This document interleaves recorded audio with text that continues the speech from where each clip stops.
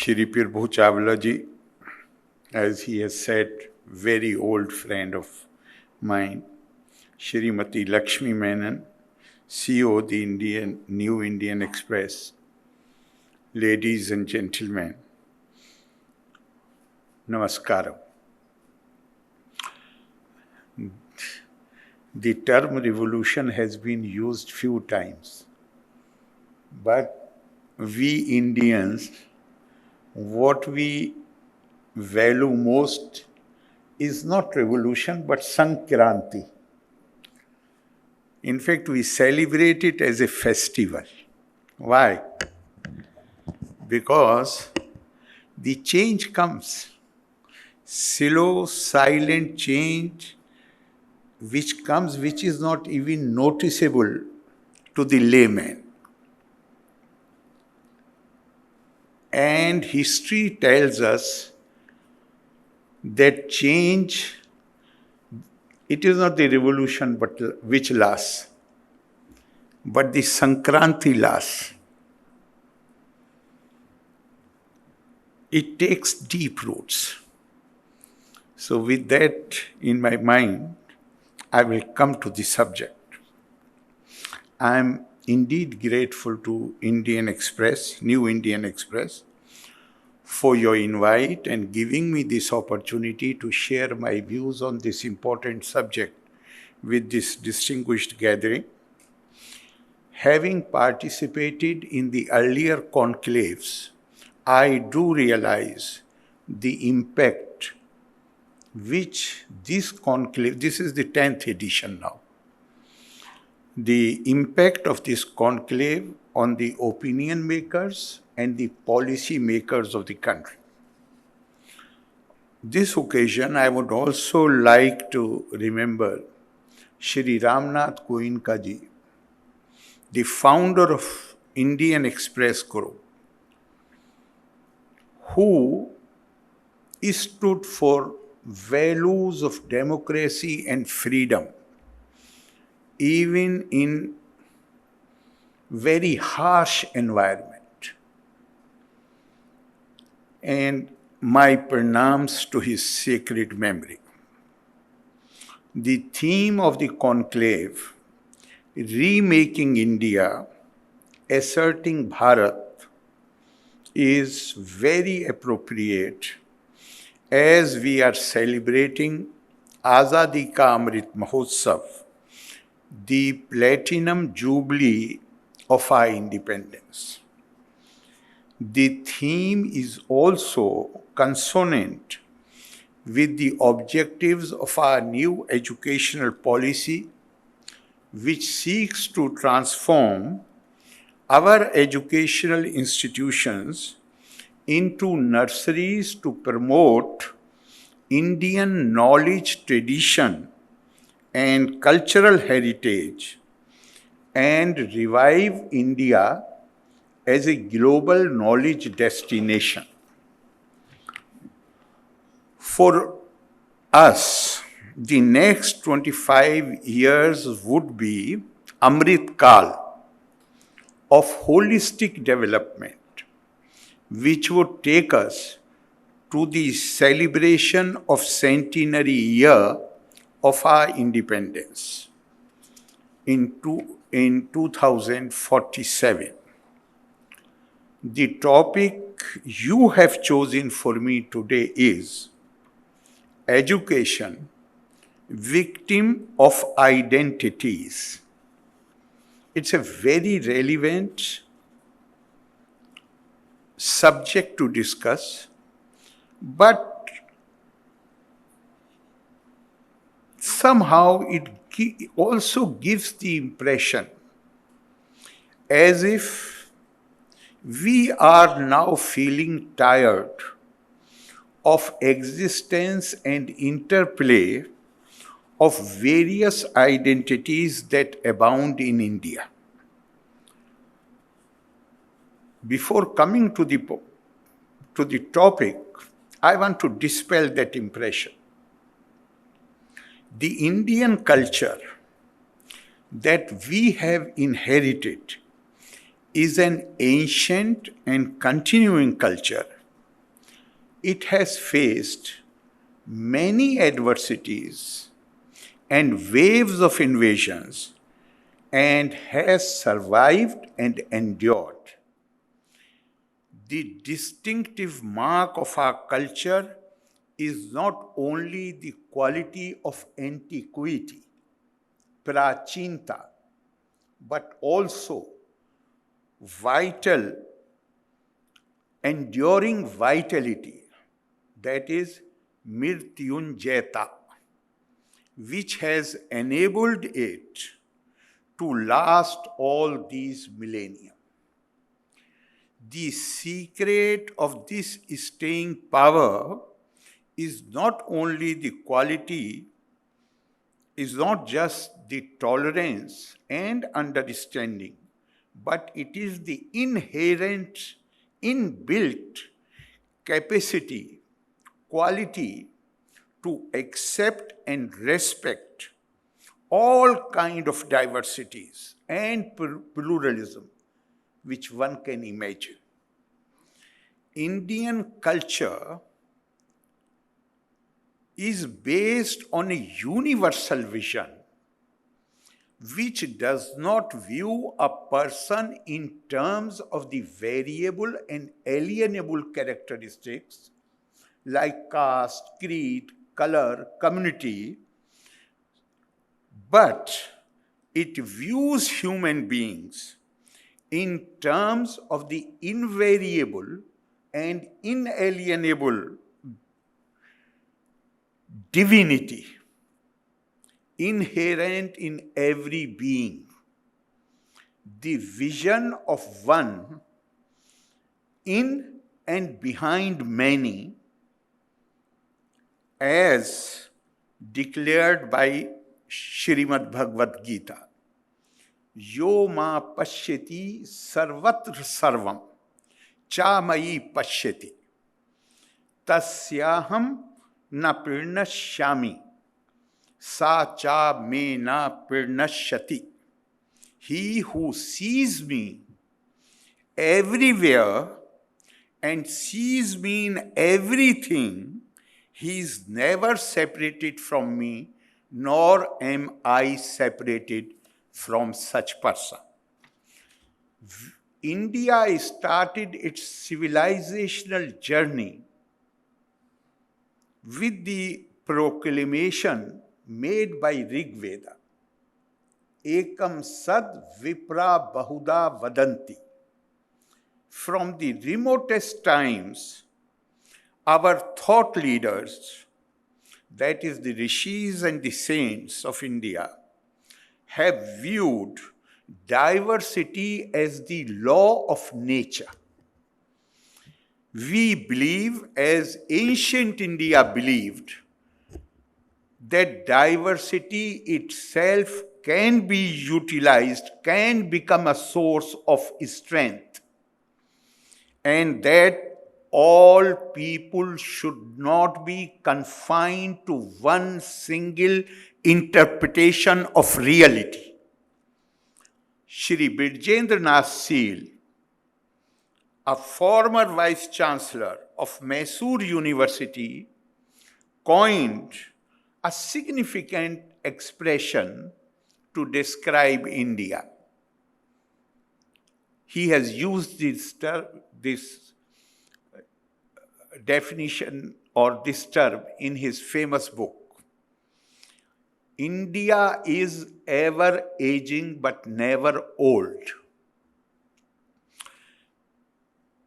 This phrase,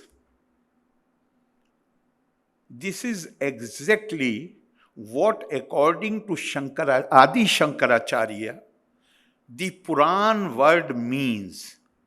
Puran is ancient but not weak on account of age. It is always refreshing itself. And this Shankaracharya has done in his commentary on Gita, on that famous shlok wherein it has been said, Na jayate miryate kadachinnayam bhutva bhavita va bhuya. Ajo nityam shashvatoyam puranu. Na hanyate hanyamane sharire. It is never born, it never dies. Even when the body, it has not been born, it is ever abiding. And even when the body dies, it does not die. He has used, Dr. Birjendranath Seal has used the phrase in the same spirit that India is ever aging but never old. Like Atman, India is also Puran. If you look at the civilizations all over the world, and this is no criticism of any civilization, every people have a right to grow according to their own understanding and genius. We can only try to identify the distinguishing marks between the civilizations, but no criticism of any civilization. But if we look at the world civilizations, every civilization was defined either by race or by language or by religious faith, particularly in medieval times. Now, when the race is the defining parameter, people who belong to other races are excluded. If you don't speak the same language, you are excluded. If you don't subscribe to the same religious tradition, you are excluded. But India, right from the beginning, the defining parameter has been neither race, nor language, nor religious faith, possibly because we had diversity in all these sectors. So this was a question, must have been a question for our thought leaders. How to, as Swami Vivekananda has rightly said, he said, what is knowledge? Knowledge is when you have knowledge, then you are able to see unity amidst diversity. That is the purpose of knowledge. That is the goal of the knowledge. So Indian civilization was defined by none of these parameters. It was defined by Atma. If we look at the history,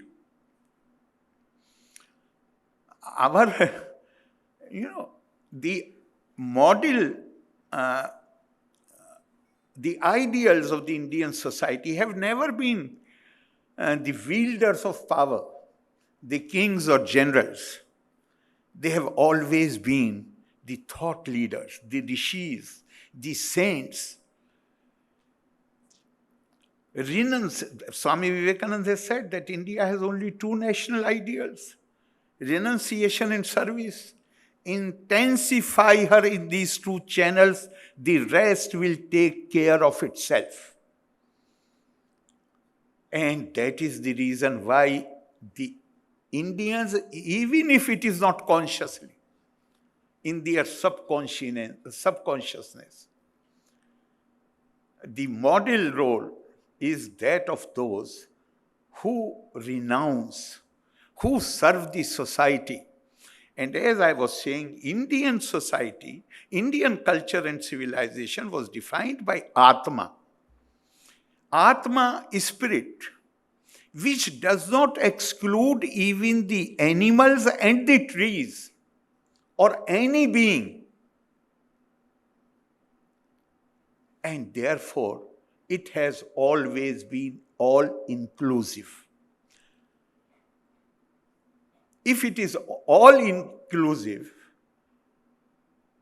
earlier I was saying that the wielders of power could not create physical and political unity of India, if we look at the history. But a young man from Kerala, an ascetic, a spiritual man, Adi Shankaracharya, he established 4 mutts in different parts of India. The buildings will not create unity, mind it. he gave one Mahavakya from each Veda to these four mutts. Aham Brahmasmi Tattvamasi. Pragyanam Brahma. Ayam Atma Brahma. Four Mahavakya. All meaning almost the same. And this worked like magic. The Indians rediscovered the deep-seated spiritual and cultural unity, despite being divided into various political units. But the spiritual and cultural unity of India. And Shankaracharya did not live very long. And therefore, the basic essence of lesson which we can derive from our culture, our civilization, I think, there are many, many excellent expressions, but which I find very appealing is what Kapil Muni told his mother after his long austerities and realization. Because the Indian tradition says that when you tapa swadhyaya nirittam, ever devoted to the pursuit of knowledge, and when you acquire this knowledge, then a deep desire is awakened in you to share that knowledge with others. When Kapil Muni reached that stage, he looked around, nobody was there. His mother was sitting at a distance. He called her, and that is famously known as Kapil Dev Ahuti Samvad. In that there is a shlok which says, Atmam sarveshu bhuteshu bhutatmanam kirtalayam archaye dan manabhyam maitri abhinen chakshusha. Worship me means God. From here, this concept of Deh is Devale. The God, the body, physical body is the temple of God.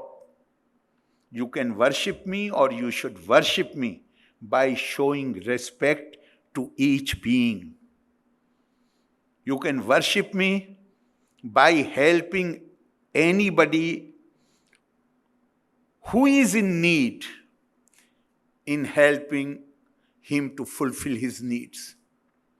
And you should have the attitude of Maitri, friendship, abhinen chakshusha, where you do not make a distinction. Name lo moho, name rag dosho. You should not have that feeling for anybody. That is, therefore, basically the point that I am making is that Indian ethos, Indian values, they cherish diversity. We are not uncomfortable with diversity. We are not wary of diversity. But unfortunately,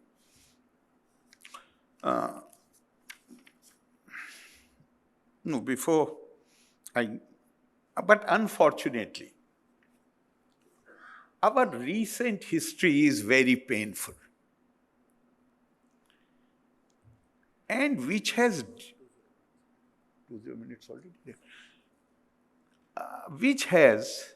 deeply impacted our thinking. Our country demand was made to partition the country on the basis of religious faith.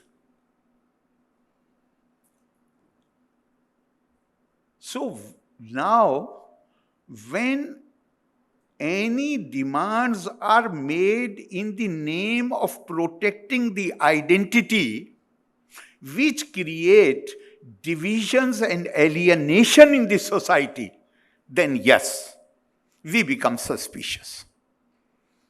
And possibly that is the reason that you have chosen this topic to discuss. I will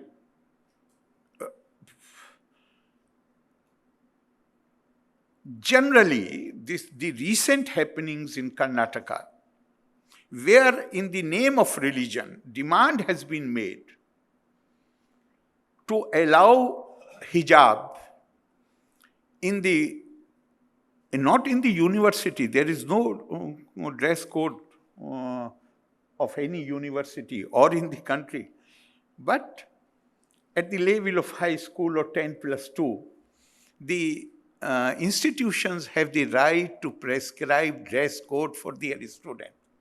In fact, the university where I received my education, that possibly is the only university where the university has a dress code. And at least till 1965, I got admission there. I did my high school in 1967 and joined the university as a student of pre-university, that is class 11, in 67. So, but at least till 2 years before that, you were not allowed to attend the class without wearing the university uniform. And my very good friend, Rishi Pal Singh, who was in my hostel, and after completing his education, he joined the university and retired as professor and head of the department. Other day he told me on telephone, because he was 2 years senior, 1 year or 2 years senior to me. So he said that in 65, when he got the admission, before his application form for admission was submitted, his father had ordered a sherwani for him.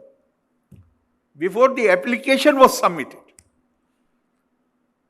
Now, normally in North, also, in Aligarh particularly,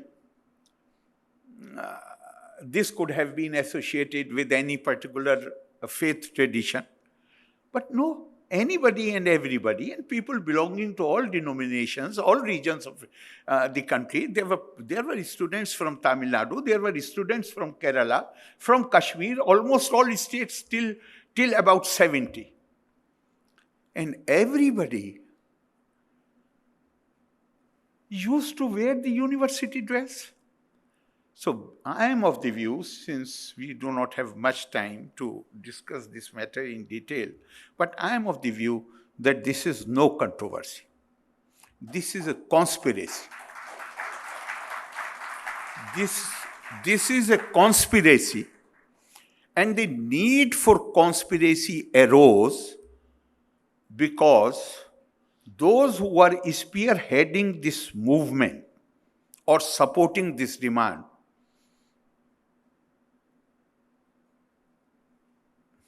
if you look just 20, 30, 40 years back, they were in a position where they will make a demand in the name of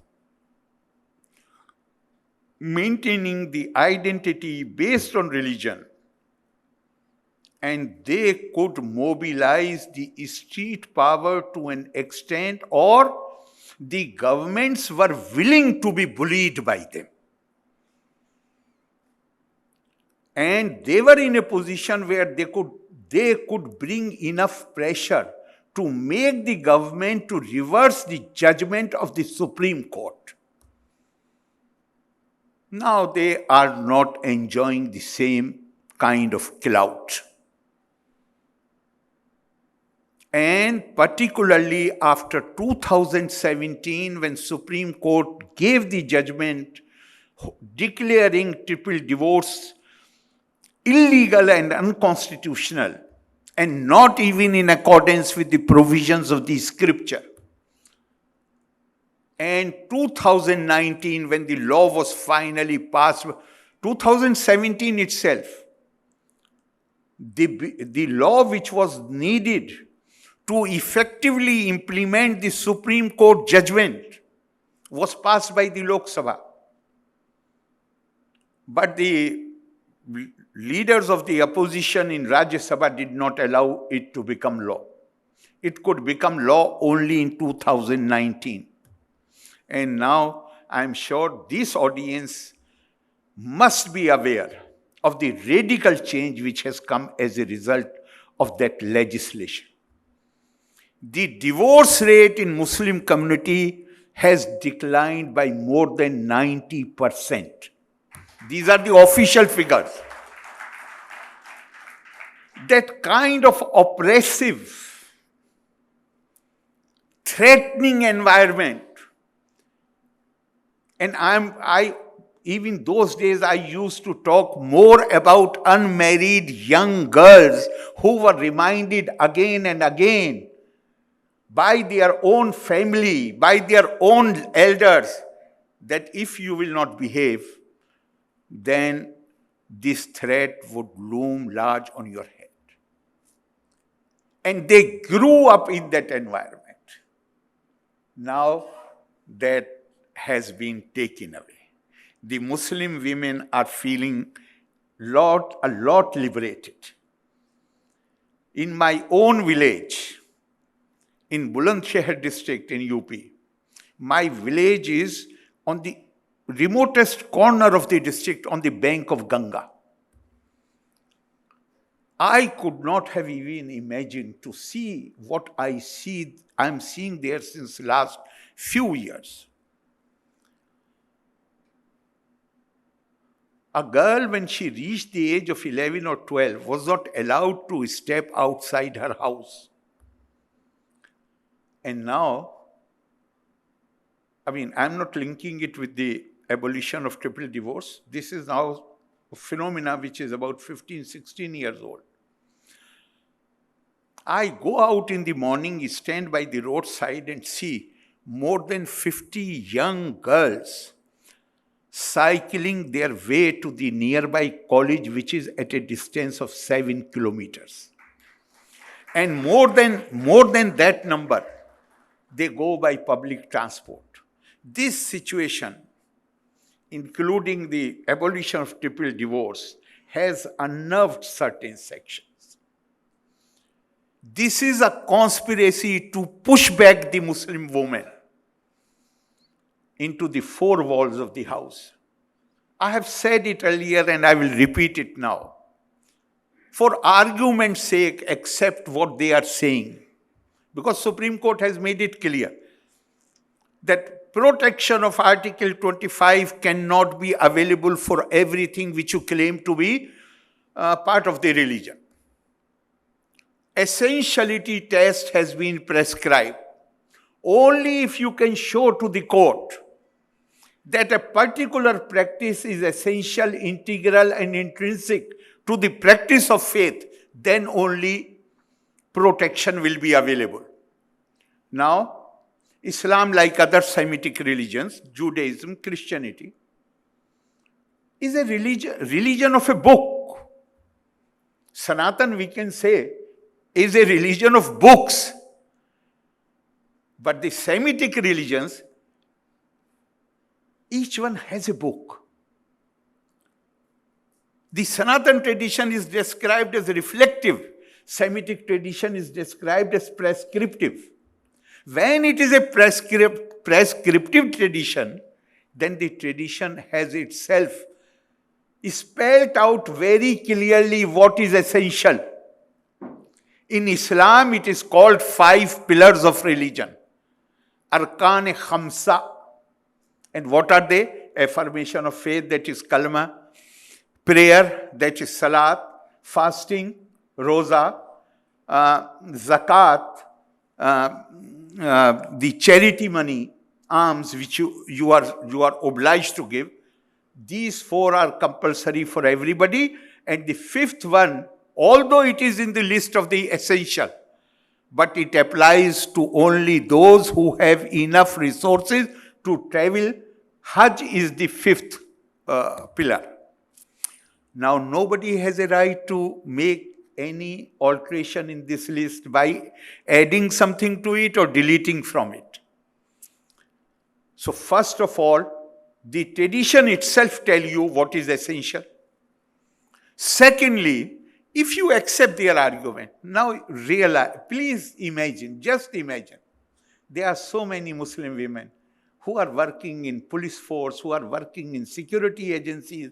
There are so many who are working on television as anchors and news presenters, so many who are engineers, who have broken the glass ceilings. And they are into doing jobs which were earlier the pure domain of the males. Now, can they perform their duties? Why, if it is accepted as essential and intrinsic to the practice of the faith, can they do their job? Will you ask them to resign? Surely they will not resign. Then they will live with this sense of guilt.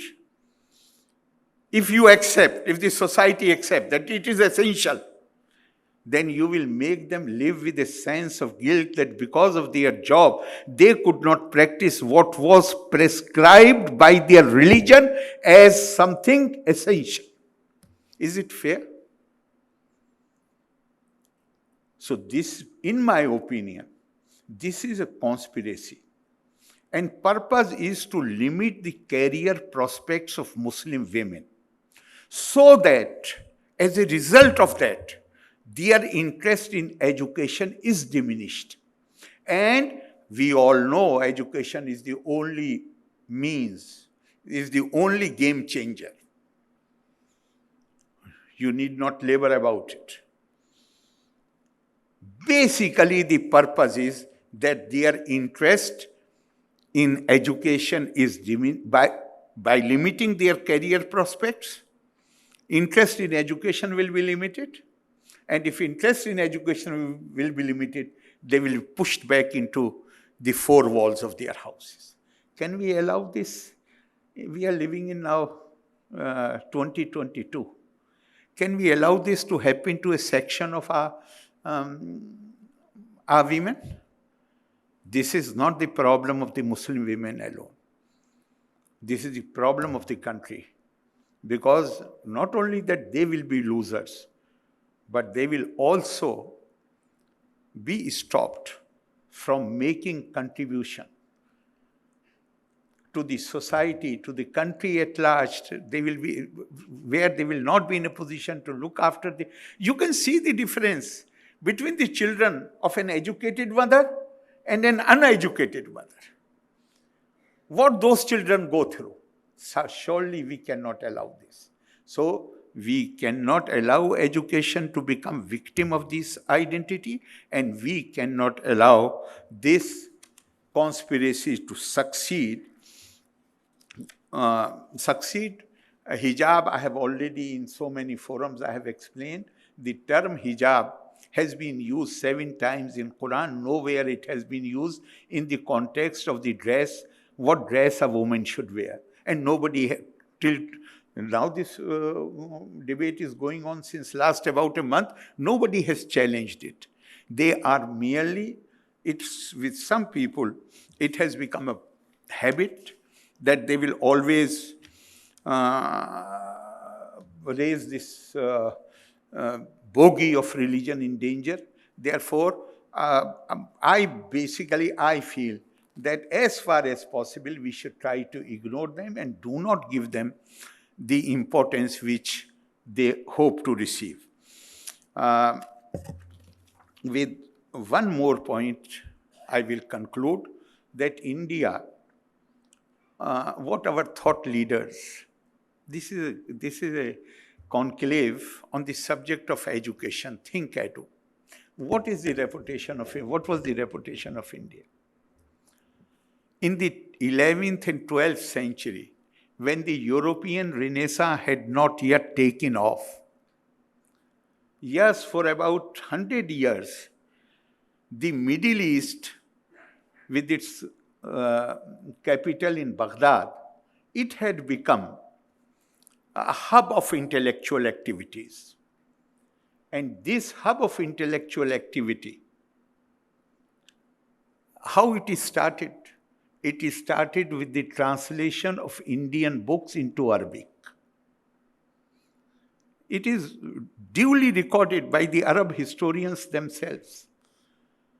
All the space studies, the basic book was Surya Siddhant, which was taken by Kanak Pandit to Baghdad. And when some portions of the book were read out to the ruler, Mansoor, he was so fascinated that he ordered the translation of the book into Arabic. And Baghdad and Spain were not on happy terms. There was a very strong rivalry between the two. So the Arab ruler of Spain of that time, he paid a huge bribe to these scribes.